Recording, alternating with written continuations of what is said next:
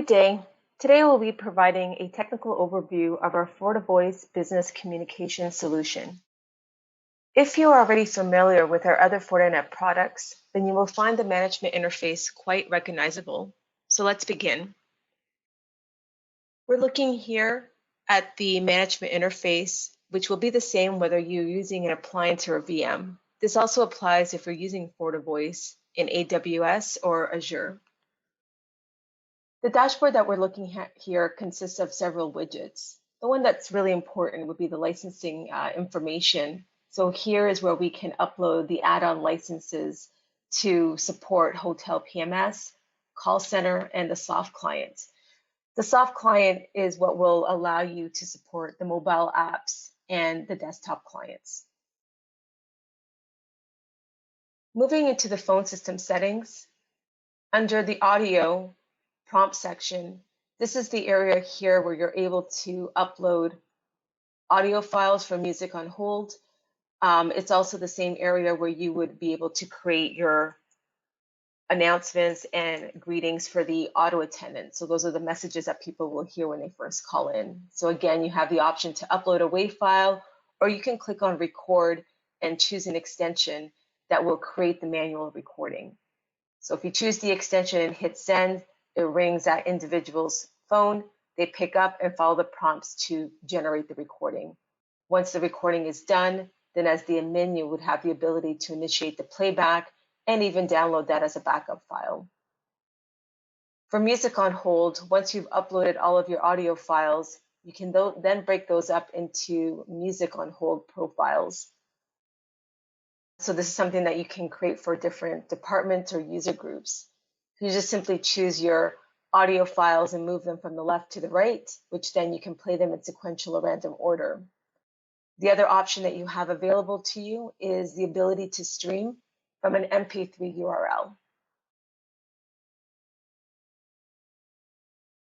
Moving on to the profiles, there's various profiles here that are used as part of the initial setup. The first one we're touching on would be the SIP profiles. So there's already default ones that are available. Typically, you don't need to create a new one, as these ones will suffice, as we have ones that cover the physical handsets, the mobile app, the SIP trunks, as well as the video phone. They all have the same parameters. It's just what's been enabled. In this case, for the video phone, not only do we have the audio codecs G711 and G7829 activated, but we also have the video codecs enabled as well. Programmable key profiles are something that we do have default ones available, but this is an area here where you may need to create new ones for different user groups or departments. This is what outlines, I'm just going to bring up a different one here. This is the area here where you're able to configure one-touch feature keys. And there's two modes available, one for the admin and one for the user. So the admin mode, as the administrator, you are responsible for the programming of these different feature keys. So as you can see, the different features that are available would be like intercom paging, where you're able to page to a different extension, where the speakerphone then goes off hook and you can have a two-way conversation. There's extension appearance, where you're then able to see the status of different extensions that you've selected.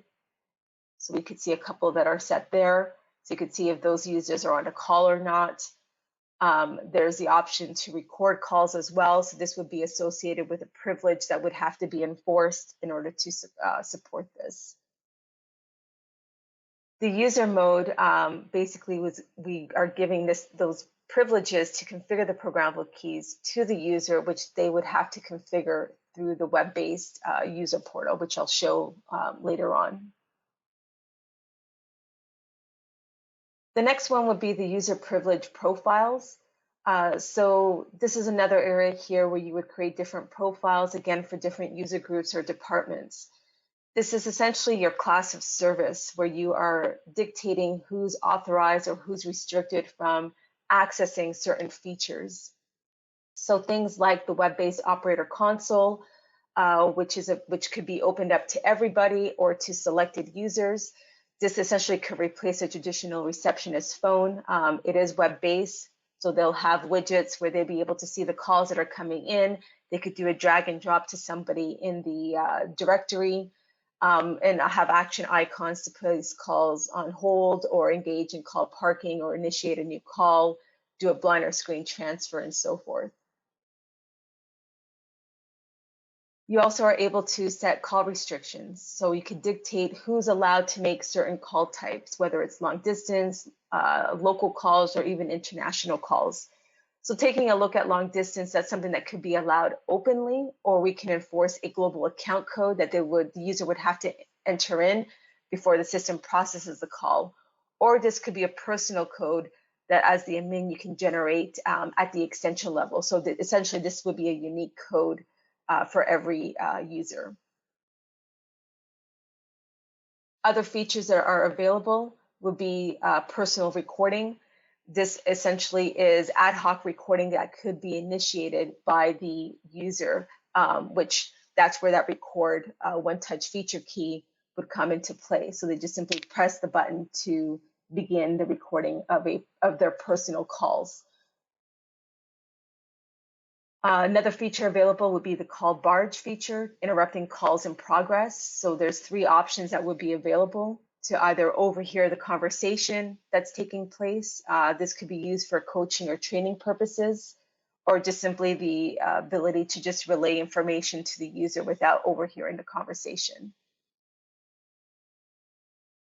Hot desking is also available, which is also known as free seating.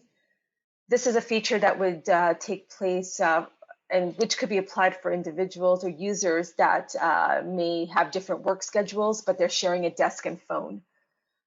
So in that situation, what they would do is they would log into the phone using a key code and then their extension credentials, and then the phone will boot up with their extension information, which would include their extension number, display name.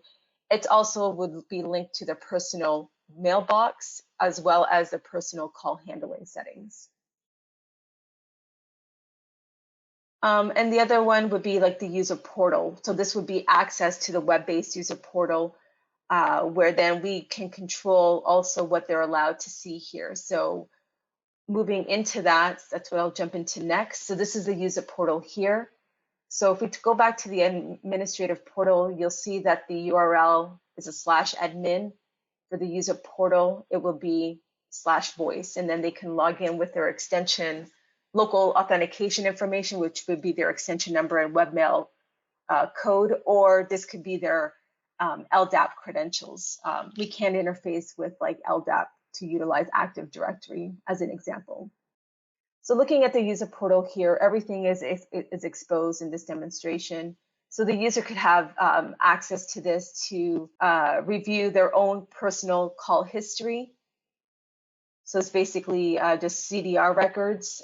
They can download this entire thing as a CSV file. They could double click on any one of the entries here to view call information, detail information, as well as the visibility to see the call flow from beginning to end. So in this example here, the call came into the extension 3012. There was no answer.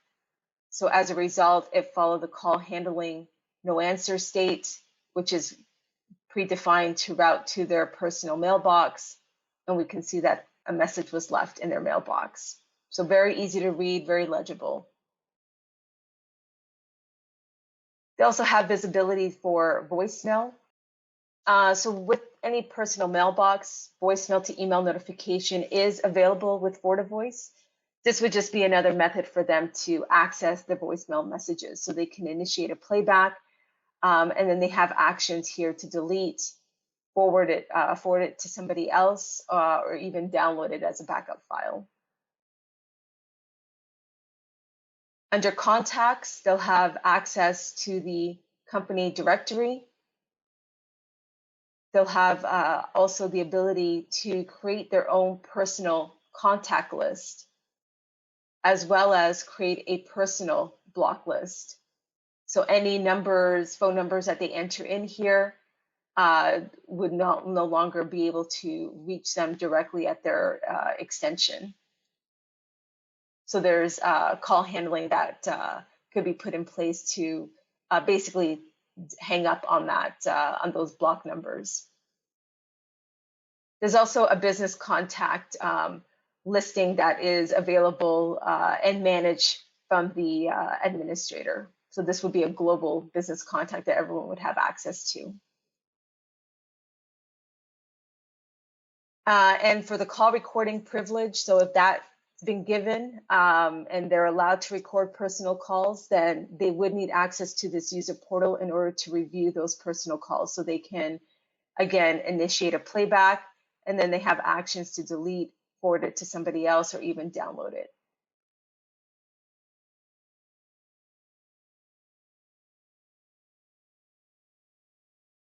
Moving back to the profiles, there's the emergency zone profiles that are also available. So these are profiles that you could generate for different sites, locations, different user groups, or it could be based on like different floors. The intent for the emergency zone profile is that once we apply it to an extension, if that extension were to dial 911, then based on this emergency zone profile, we would deliver the caller ID to the PSAP that's been defined here. Then the PSAP, they receive that caller ID, they determine the physical address to then relay emergency personnel.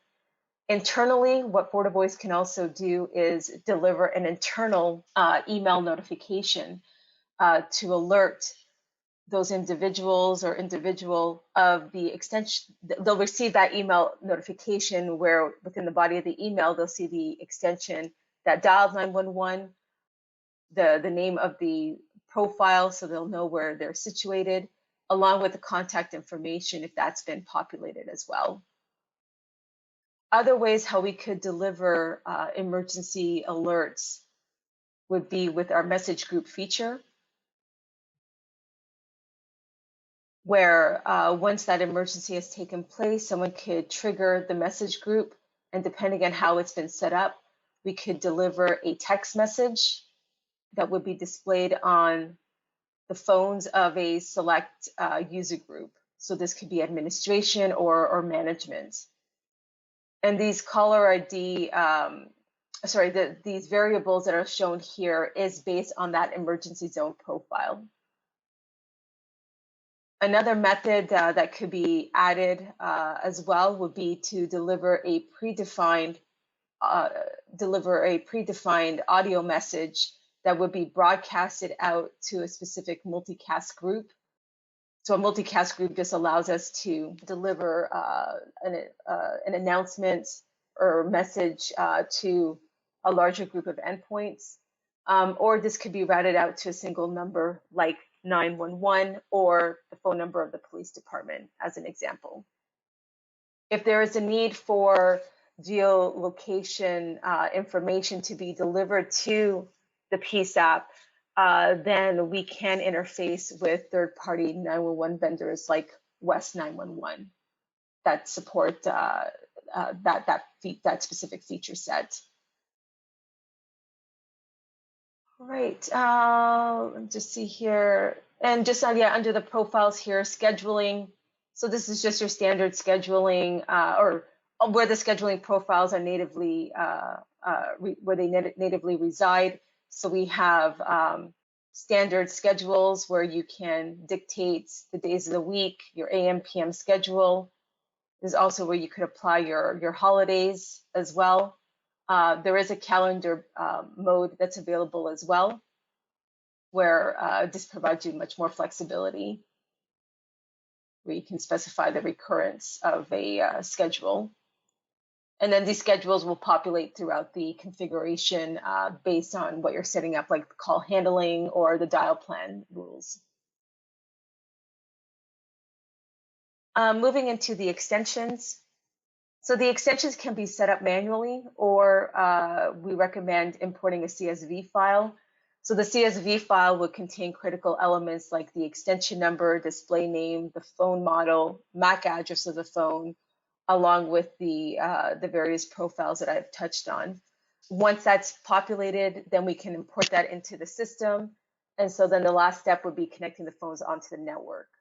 So what occurs then is upon boot up, the phone will get an IP address from the DHCP server.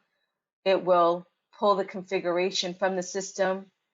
So that will be done through using DHCP Option 66. And that auto provisioning, the protocol used to support that would be HTTPS. So we've moved away from TFTP. And then the last step for the handset would be to go through the registration process where we're looking for the red icon to turn to green. And if we mouse over, we can then see when it registered and when it's going to expire. So that's done at 60-minute intervals, which is standard with all PBX vendors. Moving into the extension settings, the settings are broken up between device settings and user settings. Under device settings, we have 3 tabs: the desktop phone, the soft phone, and auxiliary device. So the desktop phone would be the registered physical handset, which in this case here is a FortiPhone 475 model. We could also see the firmware that's on that phone, so we could determine if the handsets need to be updated or not. Under the soft phone tab, so this is the one piece here because this is associated to the soft clients. So as I was showing earlier from the dashboard, this is the one piece that is an add-on license. So this is not something that's built into the FortiVoice solution. So once the licenses are added into the system, then we can allocate the number of licenses we want to apply for a specific extension. So we can allocate up to 3 different 3 licenses to one extension. And in doing so, then we can either set up a mobile soft client or a desktop client. So in this case here, because we have 2 licenses allocated, this particular user can use both simultaneously. If we set it to 1, they can either use one or the other. With the mobile soft clients, there is a QR code which the administrator can send out by email. Or if the user has access to the user portal and has the privileges, they have the ability to access that QR code from their extension preferences, which then they can scan from that mobile app. And the mobile app is supported for both iOS and Android. For the desktop client, that would be a matter of configuring the account credentials manually. And the desktop client is available for Windows and Mac. And just to show you what that desktop client looks like. So they would just input the account information in here. And then we're looking for that to register. Once it's registered, then they have preferences where they can enable, disable, do not disturb, the same thing for call forwarding. They also can expand this to access their personal call history, as well as access their contacts, as I was showing in the user portal, so very similar, and access to listen to the voicemail messages and apply any specific actions. Auxiliary device basically allows you to add another endpoint to fall under the same extension umbrella. This particular feature is something that would be used for individuals who may be working at the office and sometimes they're working from home. So we can give them like another physical handset so that any calls that come into their extension would ring all of those endpoints simultaneously. And that can also include the soft clients as well. Looking down below under the user settings, so this is where those profiles can be added in here. The web access by default set for local authentication, but this is where you can switch over to LDAP and utilize that LDAP password to access the user portal as an example. And then the phone access would be like the default voicemail password, which would then be modified by the user. So once the phone is registered, they just simply hit the voicemail button on the FortiPhone, and that will walk them through the mailbox setup to change from the standard greeting to a custom greeting and change the default password to a new password. And looking at the extension preferences, there's two areas here that I just want to touch on, would be the notification options. So as part of the CSV file, we can include the email address to support voicemail to email notification. And the voicemail by default, the voicemail setting by default is already predefined to include the voicemail as a WAV file attachment to the body of the email. And within the body of the email, they'll have action links to save or delete the message. So whichever action they choose, that will be mirrored onto the FortiVoice system. And moving down below would be the call handling for the extensions. So depending on the extension states, we can apply specific call handling. Now, the majority of these are already predefined to route to the personal mailbox, but this is something that we can switch over to user defined, where we can apply a different action. So we can engage like follow me or call forwarding as an example. And these actions could be based on a specific schedule. The other thing that's also available with the call handling of the extension is the ability to apply an action based on where the call is stemming from. So we deal with a lot of SLED accounts, like school districts, where, as an example, for the teachers, since they have a phone in their classrooms, they don't want parents to be able to reach them during school hours. So we can set it up, during school hours, any calls coming in the trunk to automatically route to their mailbox. So that way they're not interrupting classes that are in session.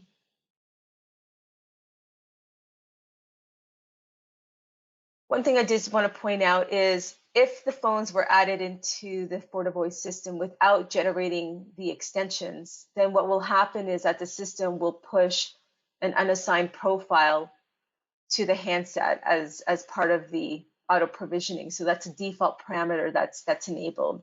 In that situation, what will happen is those unassigned phones will appear under the monitor section. And then if you choose extension and devices, desktop FortiPhone, they will show up here where the management is showing not assigned. So in that situation, you would then select that MAC address of the phone, and under the action, you would have then the ability to assign it to a new extension or assign it to an existing extension if the second step was uploading that CSV file. Now, we do have the ability as well that if those phones came up as not assigned, and then as a second step, you uploaded the CSV file, there are key codes that you can implement to assign the extension, dial the key code to assign a certain extension to that physical handset. So there's the two commands that are available here. So that's something that can be set by the admin or by the user. Next, I'll touch on are the feature groups. So the user group is what you would set up first to just easily categorize all of your extensions. So once you've done that, then it's just easier to apply them to the various feature groups. So I've already touched on the message group and the multicast page group. We do support a ring group, sometimes known as a hunk group.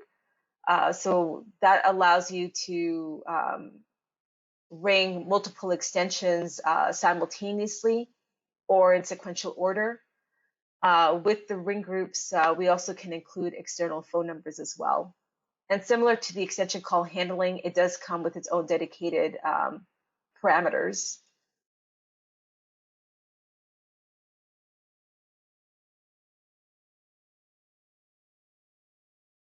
The page group is similar to the multicast group, but this would be something that would be utilized for a smaller subset of endpoints to broadcast an announcement. So this could be used for specific departments or specific user groups, where then we would just choose the extensions, move them over from the left to the right. So any, actually, let me just open up the one that's here. So for example, this one's set for administration. So anyone that's associated to that administration group would receive that page via the speakerphone if somebody were to dial, in this case, page group 6000. And as you can see, there are emergency call options that are available where we could choose to disconnect any calls in progress within that admin group to ensure that they're receiving the page. There's also the pickup group feature, which is something that would be of importance for businesses where they can't, they need all answers to be, they need all calls to be answered, even if someone is not at their desk. So with the call pickup feature, we would just specify the members of that pickup group, and then out of those members, specify who's authorized to engage in the call pickup. So in this case, this is a sales group that was created. So out of these 3 extensions, extension 312 is the one that is able to answer the calls from their handset if any calls come into extension 3010 or 3011. Now, I mentioned that when you create extensions, that each extension will have its own personal mailbox available to them. We also do support general mailboxes that could be used for different user groups or departments. And the general mailbox do support the voicemail to email notification as well. Moving on to the call features, auto attendants are the messages that people hear when they call in. So you would specify your predefined recorded audio file that you would have generated, and then it would just be a matter of configuring your caller options. So this will obviously coincide with what you've stated in your greeting. So just simply choose the key and then the appropriate actions. So we do have an option for the lookup name directory where we could search by first name or last name or both. Also the option to branch out to different auto attendants, which is great for different departments where they may want their own custom greeting with their own custom color options. Conference bridge accounts is something that's also available with FortiVoice, so there's no added license for this whatsoever. So we have conference bridge accounts that can be managed by the administrator. So the administrator will be responsible for creating these conference bridge accounts for select departments or user groups. This could something that could be set up statically, or this could be set up as a dynamic conference, which allows you to create different calendar events. So in this case here, this would be like a team call, and the system can randomly generate the conference ID and the PIN codes. You could specify the reoccurrence of that particular meeting, and then it would be a matter of just adding the email addresses of the attendees. So once this is generated, then the system will deliver a conference email notification, where upon receipt, that's something then that the recipient would be able to add to their Outlook calendar or Google Calendar, for example, and they can accept or reject that invite. So currently, right now, this is not interfacing completely into like Outlook or Office 365. There are user conferences that are available as well. Now, the number of user conferences does vary based on the system model. So there is a FortiVoice phone system capacities data sheet that's available from the Fortinet.com website, which I'll show afterwards. So I believe the max, it ranges from 5 up to 10 or 15, if I recall correctly. So this is not something that would be given to everybody on the system, but select individuals. So whichever extension that you've selected, then basically they would have the ability to manage the conferences themselves through the user portal. So they would have this calendar option here and would choose conference, and very similar to what I was showing earlier, they would be able to create that conference event. As you can see, the system randomly generates the conference ID and the PIN codes for participants and moderators. And then they would just simply add the email addresses of the attendees for that email notification to go out.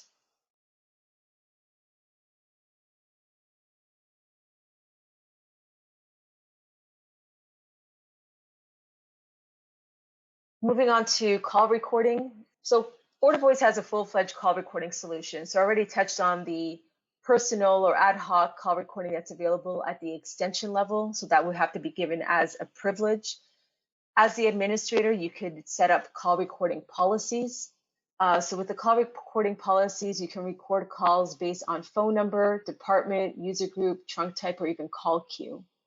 In this example here, I have a record all policy to record all incoming and outgoing calls based on this specific number patterns. I have other policies in place to record any calls if 911 has been dialed, even a internal recording policy to record extensions if any 4-digit extensions starting with 3 have been initiated. But as I was showing, this could be for call queues, different departments, even based on trunk type.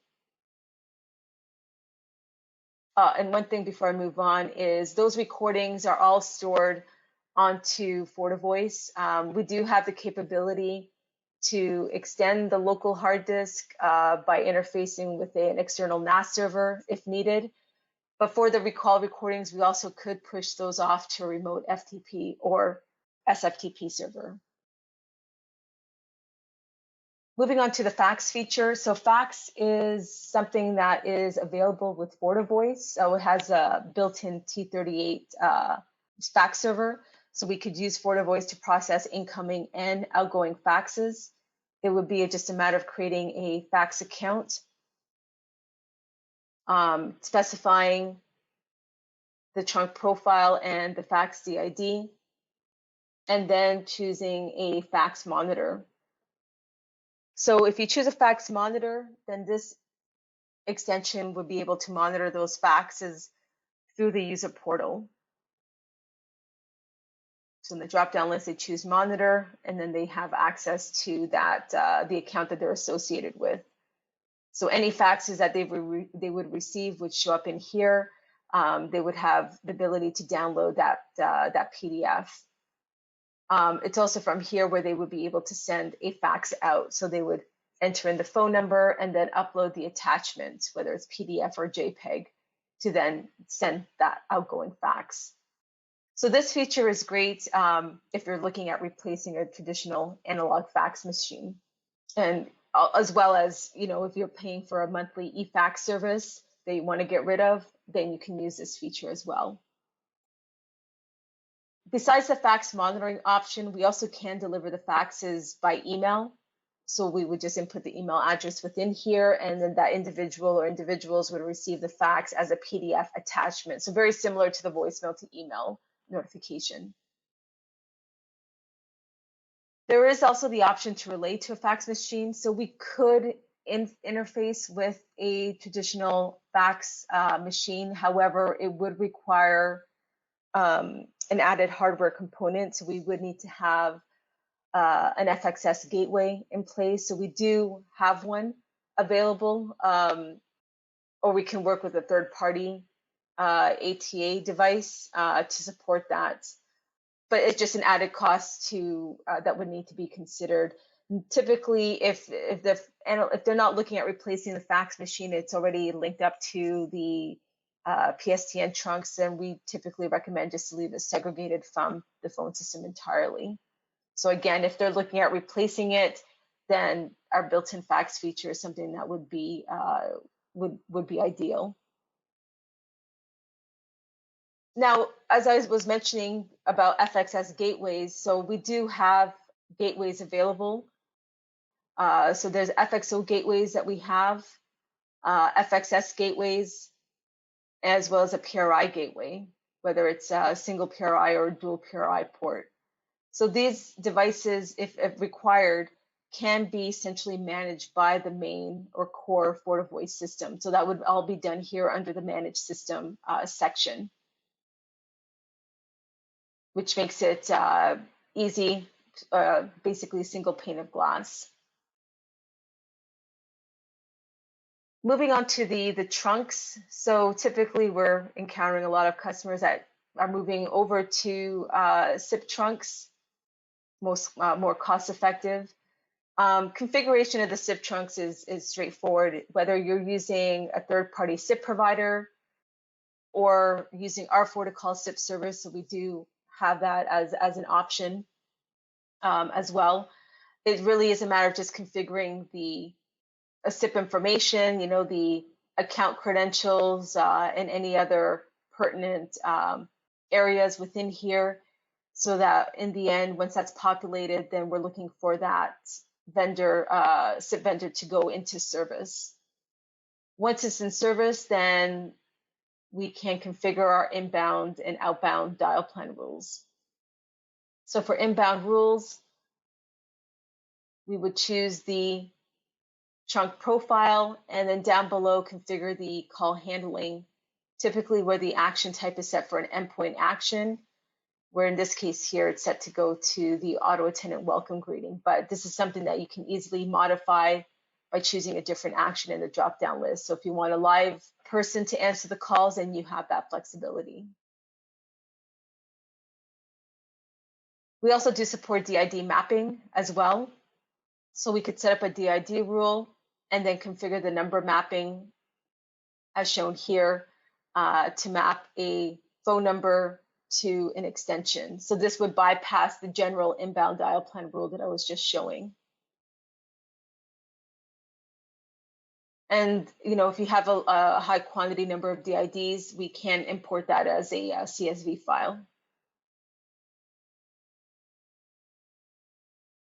For outbound rules, it would be a matter of specifying the number pattern. So whether you're using a prefix today or no prefix, we can basically mirror that, specify that number pattern, and then the last step would be to configure the call handling, where we would specify the scheduling and the trunk profile.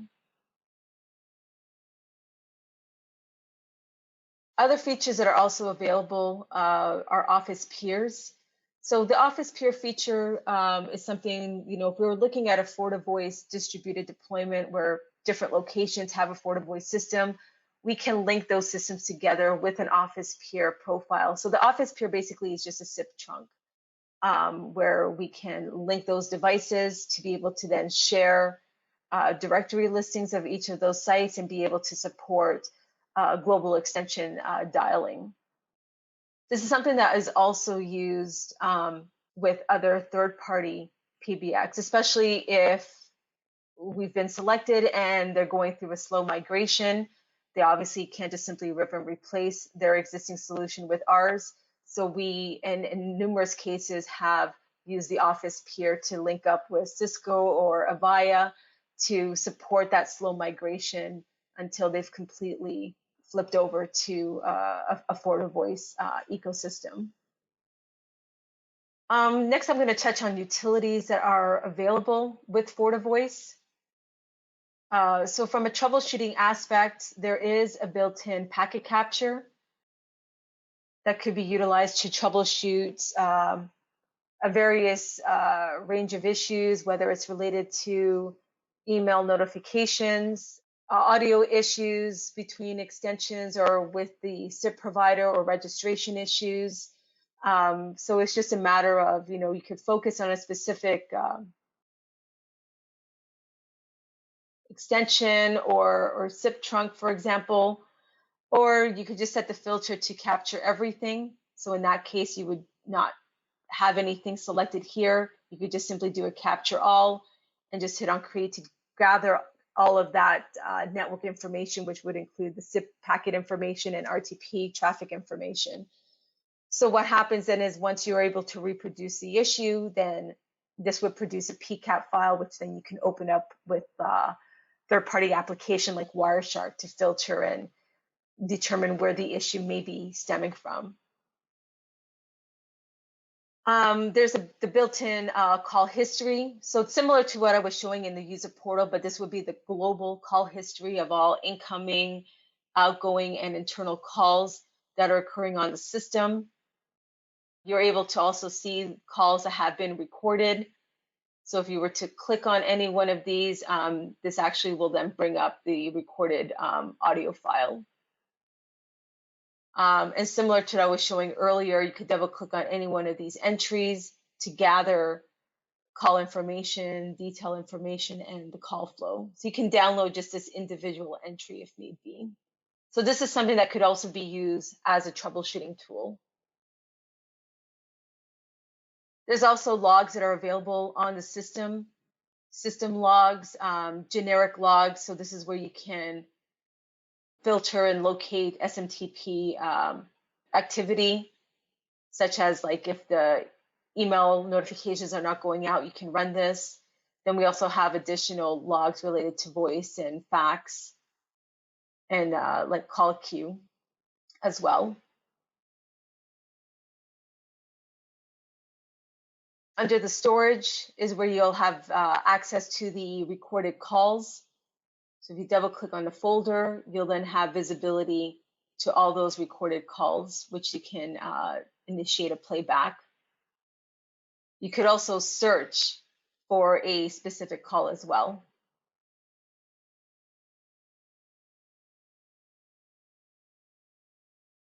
There's also the call history, or sorry, the call reports that are also available. So those call reports is something that would have to be configured, predefined first. So there's various queries that you can generate, ones that are available. So you could actually initiate a extension report. So you could do a breakdown, a detailed report to see the breakdown of all the calls that certain extensions have made, which would contain like caller ID information, call duration information, or that could be just a summarized report to see the total number of calls that was made or received along with the call duration. There's reports based on a number search if you're trying to locate a specific caller ID or extension. You have a top 30 reports related to top 30 numbers dialed, top 30 longest calls. There's chunk reports that are available as well. So a multitude of built-in reports that are available. So these are not customizable. These are built in. If there was something that you were using or a customer was using today, like a third-party reporting application, we could tie into that via SMDR. So once you choose your query, the built-in query, then you would just choose your time period of when you want to extract the data.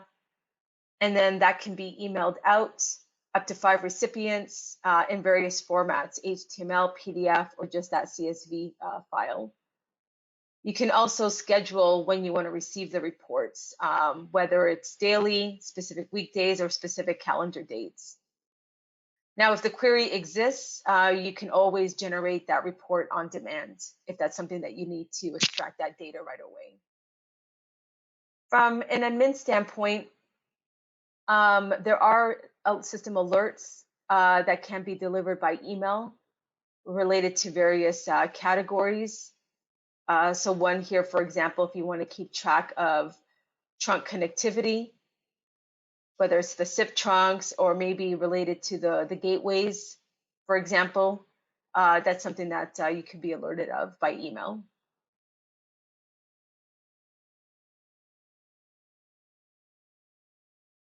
Updates to the system, again, would fall under the Manage System selection.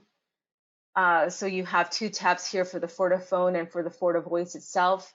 So for the updates to the physical handsets, you would just simply upload the firmware image, which you can download that from the Fortinet support portal. So once that's in place, then you would specify the upgrade schedule and then set your action on when you want to schedule the upgrade.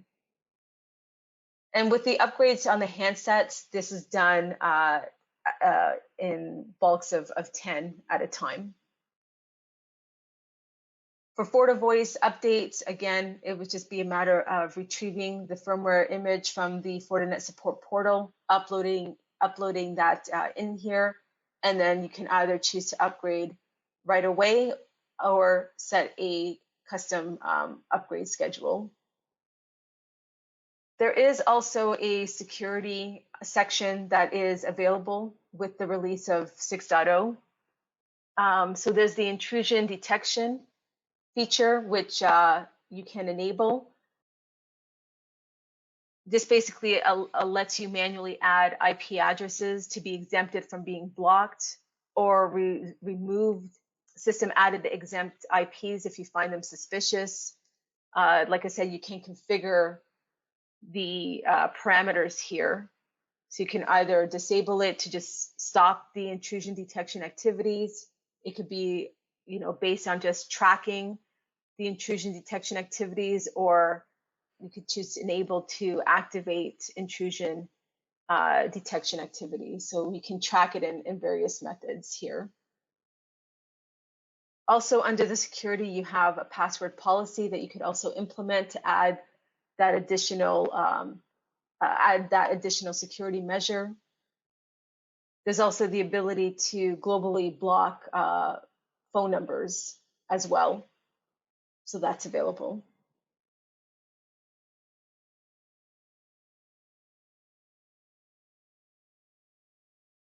And that concludes the technical overview of the FortiVoice solution.